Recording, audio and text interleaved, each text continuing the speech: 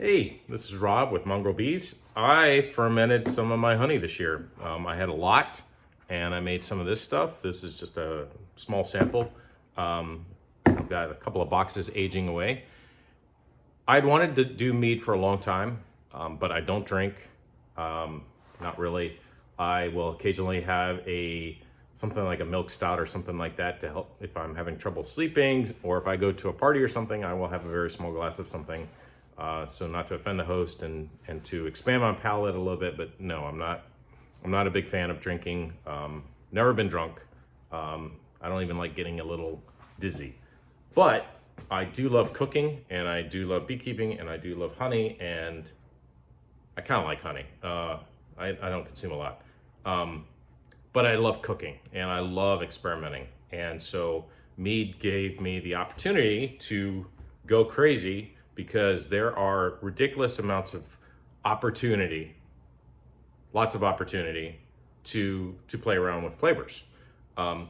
If you think about ice cream here in the United States, you got like Baskin Robbins. I forget what they got, 37 or something. I think my local ice cream shop has like 50 or something over the year. You got cakes with all kinds of flavors. I made a matcha cheesecake once. I mean, I made cheesecakes underwater using a sous vide. Pain in the butt, makes a real creamy cheesecake, but honestly, the Instapot cheesecakes are actually more fun and easier and faster. So, and they make a great cheesecake unless you want a dry one. So the cool thing about mead is that it costs very little to get into it. You basically need a 1 gallon glass container, an airlock, some yeast, and that's about it. And you can make a batch of mead for almost no cost at all. Actually, you can buy these. These are 1 gallon. You can spend like $8 or $9 at your brew shop, or you can buy a 1 gallon container of apple cider in a glass jug, and you get a carboy out of it. And then you can go up to your brew shop or Amazon. You can spend like $3 to get one of these. You put some vodka or something in here, and that's gonna let the carbon dioxide get out and keep all the bad stuff from getting back in. And you can get some yeast. You can use bread yeast. It makes a decent, especially if you're using apple. It makes a decent kind of mead.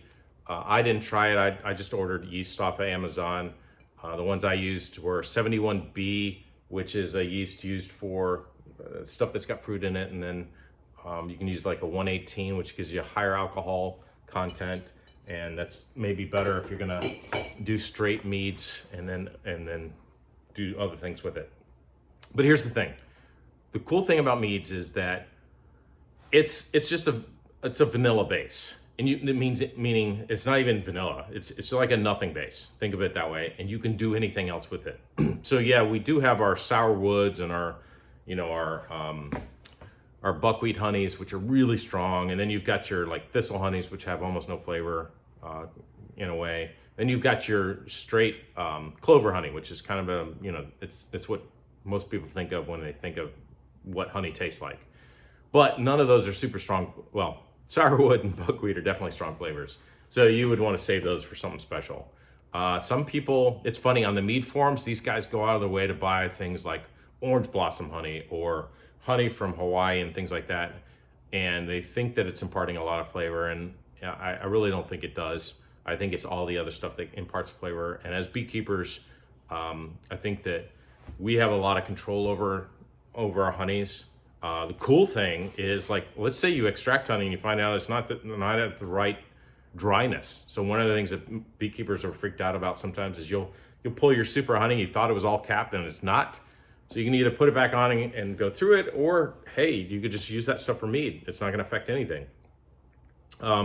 We also end up with stuff like crystallized honey. So I got 7 or 8 buckets over there, and at some point I'm gonna have to get that honey out with an ice cream scoop instead of open up the honey gate. I need to build a warmer to keep it at like 92 at all times, but I haven't gotten to it. So what's awesome about this stuff is, as a beekeeper, I got all this honey I get to use. I can use crystallized honey. I can use honey that's not at the right moisture content. I can use honey that's from my cappings that maybe looks a little cloudy or something. I can use honey that I do cutouts, as long as I know that, the cutout was a good, safe cutout.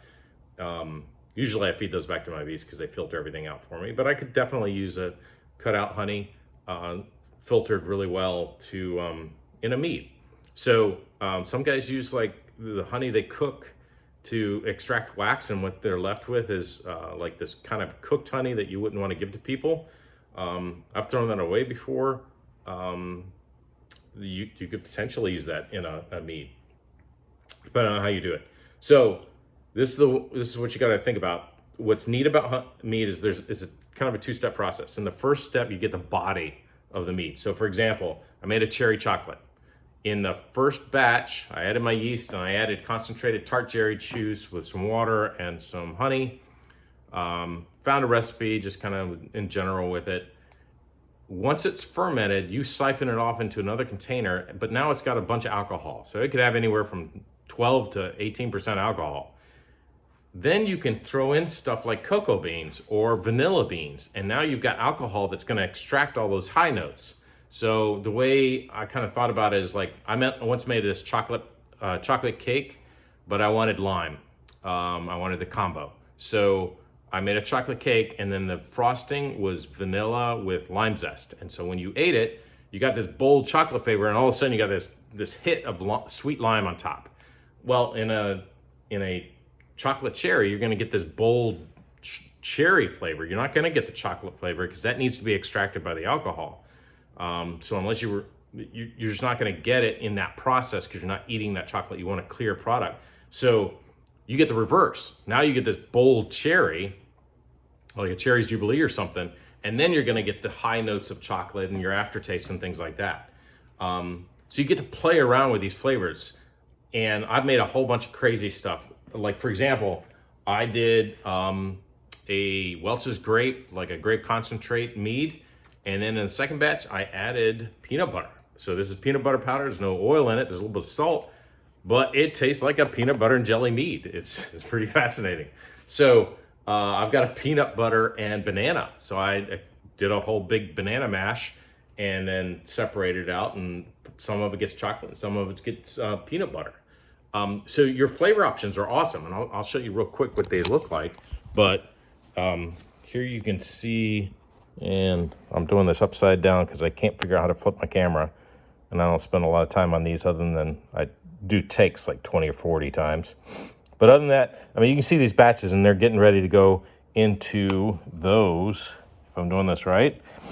And that's going to extract it into some carboys for me. So I've done so many takes I can't remember now. But you need one of these. It's just a 1 gallon carboy. You can buy some apple cider, and you get this for $8 or $9, and the apple cider comes free.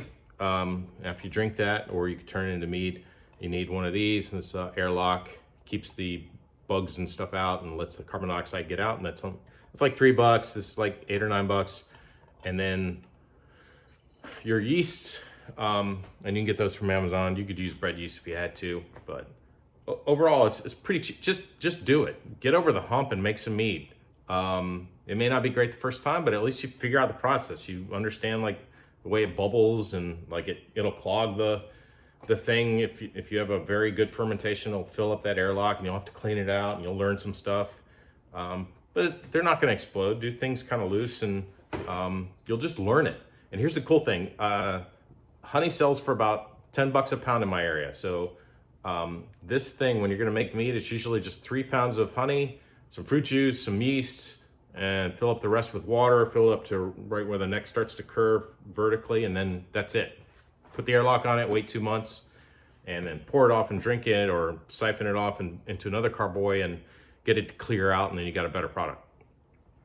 But cool thing, $30 worth of honey in here.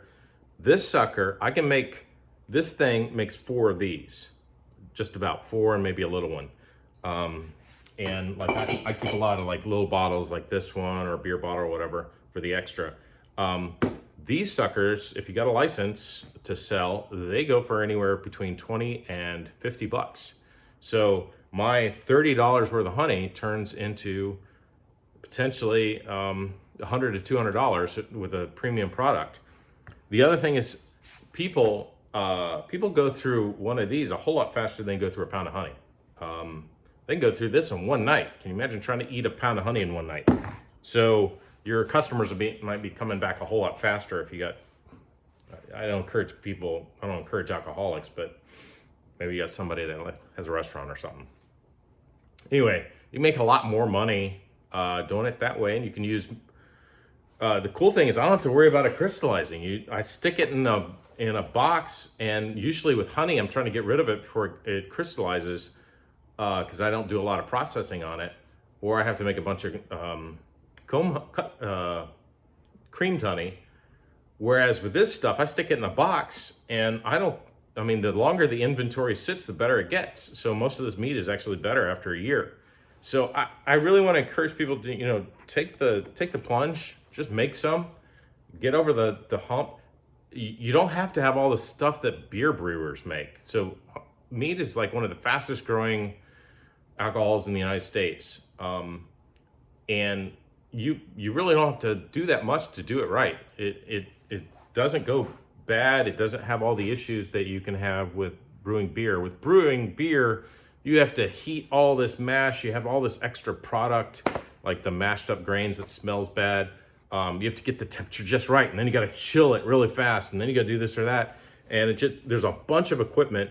And I've got a bunch of big carboys and some other brewing equipment that I bought from guys that got out of beer brewing, because I think it's, number one, they all want to get into it because they think they're going to save some money. But now there's craft breweries everywhere that make supposedly a great product. And so these guys are getting out of it. So I'm getting like all this equipment super cheap off of Craigslist and Facebook.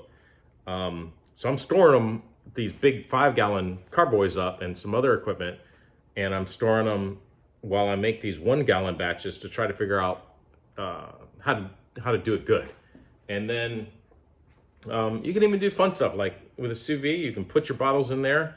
You can bring it up to a certain temperature where the alcohol off gases, and now you got this amazing tasting product that doesn't have alcohol. So you don't have to get it if it's something you have a qualm about. You don't have to get into making alcohol. You can brew it, get these crazy flavors out there, and then you can off gas the alcohol and have a non-alcoholic product that the folks that don't want to imbibe, they can still have an amazing drink that you can't get anywhere else. I am just about to order a special blend of herbs that have been used for a long, long time to help people sleep. And so I'm going to order those and make a huge batch of that. And so now I've got this herbal product that will help people sleep. And if I can leave the alcohol in it, which might kind of help you fall asleep, or I can take it out.